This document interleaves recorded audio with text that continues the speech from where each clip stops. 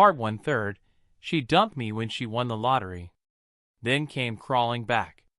Hey Reddit, I'm still baffled writing this. Stuff like this happens in movies, not real life, right?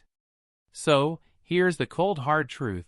My ex-girlfriend, let's call her Jessica, 29F, broke up with me right after she won a $5 million lottery jackpot, and then, almost a year later, she reached out, wanting me back. Dollar banknote, the ordinary life. I, 30M, work as a graphic designer. Freelance style. Chill life. We live in a small apartment in a mid-sized city, share a tiny dog named Milo, and spend weekend mornings making pancakes and watching old sitcoms. Life wasn't flashy, but it was comfortable.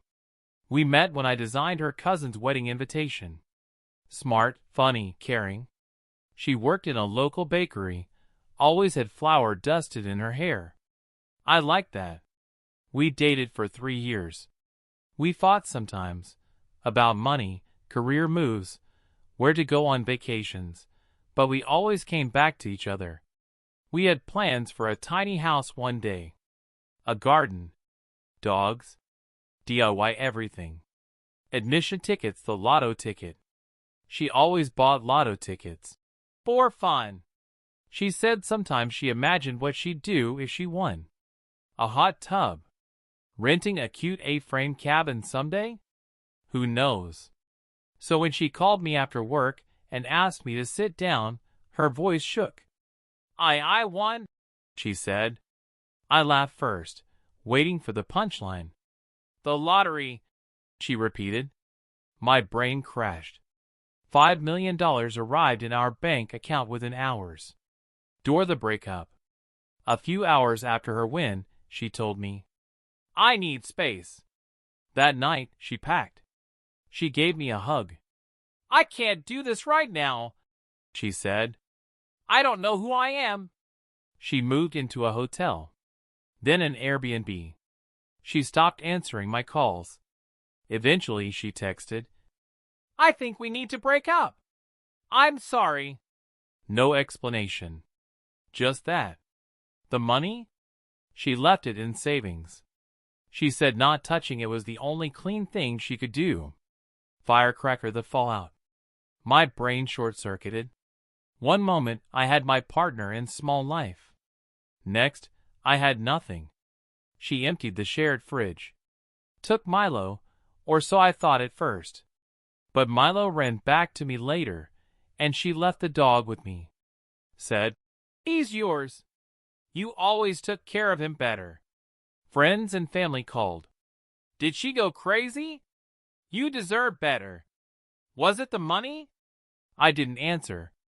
I canceled our Airbnb trip. Took Milo for long walks. Ate toast for dinner. Watched our sitcoms. Lost weight. Had no appetite. No sleep. Calendar months of silence. 4 months passed.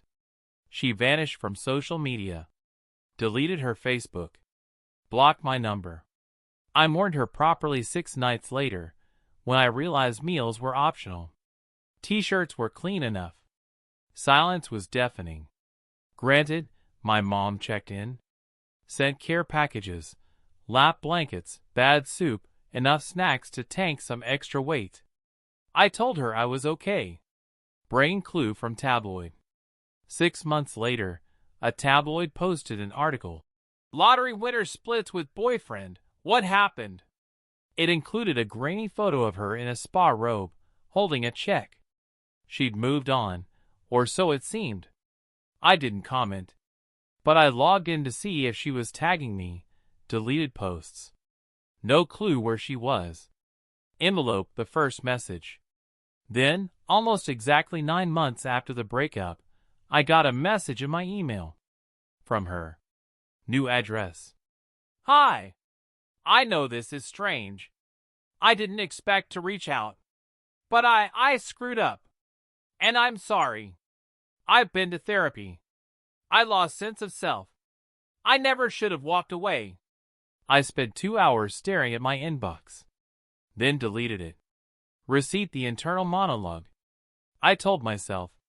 It's been too long. She left. I can't reopen that door. Part of me, old, naive part of me, wanted to believe the best of her. But another part was furious. For distracting me with a dream and leaving me with emptiness. For invalidating our life together. I refused to answer. Telephone receiver the call. 2 months later, she called. I recognized the number. I let it ring, then gave in and picked up. Her voice was barely audible. Can we talk, please? I said. 3 minutes. She agreed. She said she'd destroyed our trust. She apologized for running. For being scared of who money would turn her into. For choosing solitude over partnership. For losing me. I stayed silent. Then asked, Why now? Because I realized that we was more important than money. She said she had a mountain of regrets. Could she see me? Could she apologize in person? I said nothing. She hung up. Collision, what now? She's still reaching out. Emails, tiny occasional messages. Part of me wonders, does she regret not trusting me? Is she lonely? Or does she genuinely think she hurt me and want forgiveness? Another part thinks, maybe I still love her. But trust? That broke the moment she left. So Reddit, should I meet her? Hear her out? I don't know. But I still can't sleep some nights. Part 2/3, she dumped me when she won the lottery. Then came crawling back. Quick recap. My girlfriend of 3 years, Jessica, won $5 million in the lottery. A few days later, she abruptly left me. 9 months went by in silence. Then she started reaching out, saying she wanted me back. Bust in silhouette, unexpected reunion. After her first message and call, I did everything I could to move on. I tried dating, but the conversations always hit a wall. I'd smile, pretend to listen, but my brain circled back to her. About 2 weeks after her last call, I got another message. I'm in town. Just for a few days. I understand if you hate me. But if there's a single thread of US still left, could we meet? I stared at the screen. My heart kicked. Milo barked at the door like he was voting yes. I texted. Coffee. Tomorrow. Neutral place. Hot beverage, the coffee shop. She was early. Same black coat. Hair tied back. Nervous smile. I sat down across from her and didn't say a word. You look good, she said. I didn't respond. She fidgeted with her coffee cup like it might hold answers. Then she dove in. I know I hurt you. I left you when I should have clung tighter. I was terrified. Of the money. Of changing. Of feeling like I'd stolen something good and didn't deserve it. I asked one question. Why didn't you just talk to me? She looked down. Because I thought I knew better. And I was wrong. Speech ballooned the long talk. We talked for over 2 hours. Not just about us, but therapy. Her move to the coast. How money made everything feel artificial. The people who suddenly called her. The pressure to blow up. I bought a condo near the water. It's beautiful and empty. She said she'd spent nights staring at the ceiling, wondering if the price of her freedom was losing the one person who made her feel grounded. I miss the boring stuff. Grocery runs. Watching you fall asleep mid-movie. Milo stealing socks. I told her that I'd changed too. That I wasn't waiting. But deep inside, I felt something, pain, yes. But also something like relief. Handshake the offer. She looked me dead in the eye and said, I want to make things right. I'm not asking to pick up where we left off. But if you want to get coffee again, if you want to just talk, I'd be grateful. I hesitated, then nodded once. She smiled, the tiniest one, then said goodbye and walked out. Tear off calendar the slow reconnection. Over the next few weeks, we had more coffee, then lunches, then walks with Milo. We talked like old friends. Some conversations were light. Others felt like ripping off scabs. I didn't tell my friends at first. I didn't trust my own instincts. Then one night, she invited me to her condo. Said she wanted to show me something. Money bagged the condo and the truth. Her place was minimalistic but tasteful. Expensive but somehow sad. She showed me a journal. Pages filled with reflections. Apologies she never sent. Even letters to Milo. She said, "I didn't just run from you. I ran from myself. I thought money would solve everything. Instead, it just gave me the freedom to be a coward." I didn't know what to say, but I did believe her. She had changed. I asked, "Are you seeing anyone?" "No. I haven't since you. I didn't want someone who saw the money first." Balance scale the dilemma. My heart was torn. One side screamed, "She left you when it mattered most." "Don't be stupid." The other whispered, "People screw up. Maybe this is her redemption arc." I talked to my sister. She said, "You don't owe her anything. But if she's truly sorry, maybe you owe yourself the chance to see." Still, the scars were deep. Broken heart the breaking point. Things got complicated when my friend Lucas found out. "You're seeing her again? Man, what the hell? She left you for cash." I tried to explain. "She didn't take the money and run. She had a breakdown. She's been in therapy. It's different now." But he wasn't having it. "You're gonna get played again." That shook me. I canceled our next coffee. She messaged, "Are you okay?" I said, "Need some space." Brain the internal battle. I spent the next few days haunted by Wattis. Could I forgive her and rebuild trust? Was this healing or weakness? If the roles were reversed, would I have left her? I couldn't answer. Packaged the box. Then, just before the weekend, she dropped off a box on my porch. No note. Inside, a framed photo of us and Milo. A letter. A check for $20,000 made out to me. The letter read, "This isn't to buy your forgiveness. It's just what I would have given if we'd stayed together. I want you to know that you did matter. That I see what I lost. Keep it or rip it up. I don't care. I just want you to know I'm not running anymore." What now? So read it. Now I'm here, holding a check, a photo, and a whole mountain of feelings. She hasn't messaged again. She's letting me breathe. But the silence feels louder now than when she left. Should I give her another chance? Can trust be rebuilt after something like that? Or do I finally close the book? Part 3/3. She dumped me when she won the lottery. Then came crawling back. Quick recap.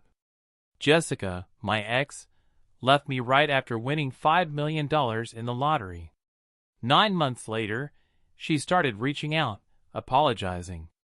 We met again, slowly reconnected, but I wasn't sure if I could ever trust her again. Then, she dropped off a box at my door, with a letter, a framed photo, and a $20,000 check. Package after the box. I didn't cash the check. I didn't even touch it. It sat there on my table like a ghost I couldn't get rid of. I read the letter a dozen times. Each time, my heart bent a little further. She wasn't trying to buy me. It wasn't even about the money. It was proof that she still cared, that she saw me as more than just a chapter she closed. Still, a part of me couldn't let go of the past. I wasn't sure if I was mourning the person she used to be or falling for the new version of her. Telephone receiver the conversation. I finally called her. She didn't pick up, but she texted 2 minutes later. "Jessica. Hey. I didn't want to pressure you. I'm here. When you're ready." That was the thing. I wasn't sure I'd ever be ready, but I wrote her back. Can we talk? Not as US. Just as people. We met at the same cafe. Different table. She looked tired, but also calm. She had this quiet dignity now, like someone who'd been through something bigger than themselves. I handed her the check. I'm not taking this. I don't want money. I just want truth. She nodded. That's fair. Speech balloon the realist talk. We talked. 4 hours. She told me about therapy. How she worked with someone who specialized in sudden wealth trauma. Apparently, it's a thing. Losing identity. Panic. Self-sabotage. All of it. She talked about growing up poor. Watching her mom cry over eviction notices. Feeling like love was conditional. That people leave when the numbers get ugly. So when I won, I thought I'd finally be free. But instead, I felt like I'd stolen something. Like I'd betrayed who I was. I didn't know how to share that with someone who loved me for me. I asked her what she wanted now. Closure. Honesty. And maybe, in some universe, a second chance. Compass what I did next. Here's the thing, I didn't say yes. But I didn't say no. I told her I needed time. Space. A few weeks to figure out if the part of me that still hurt was stronger than the part of me that remembered Sunday pancakes and Milo's stealing socks. She nodded. Didn't push. She even took the check back. Said she respected whatever I decided. And for the first time in a year, I felt peace. Tear off calendar 3 weeks later. I went on a solo trip. Rented a cabin. Brought Milo. Left my phone off. I hiked. Read.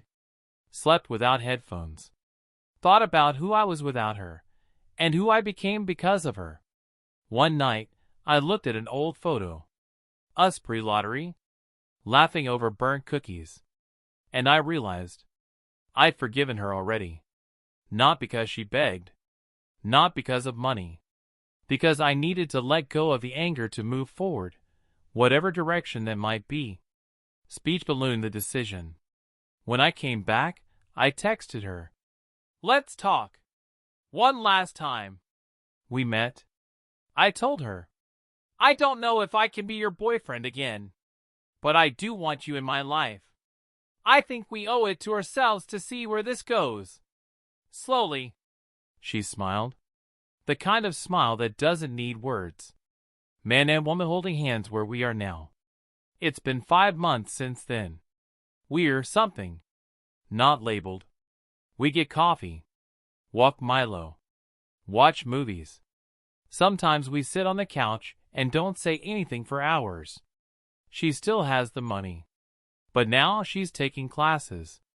Donating to food banks. Starting a community kitchen. Me? I'm freelancing less. Teaching art workshops. Taking care of myself. We're both better people now. Not perfect. But better. Direct hit final thoughts. Reddit, here's what I've learned. Love doesn't die just because someone screws up. But trust? That takes real work to rebuild. Forgiveness isn't about the other person. It's about setting yourself free. Sometimes, people don't leave because they don't love you. They leave because they don't know how to be loved. Would I recommend getting back with someone who dumped you post-lottery win? Probably not. But me and Jessica? We're writing a new chapter. Together. For now. And that's enough. Thanks for reading. AMA.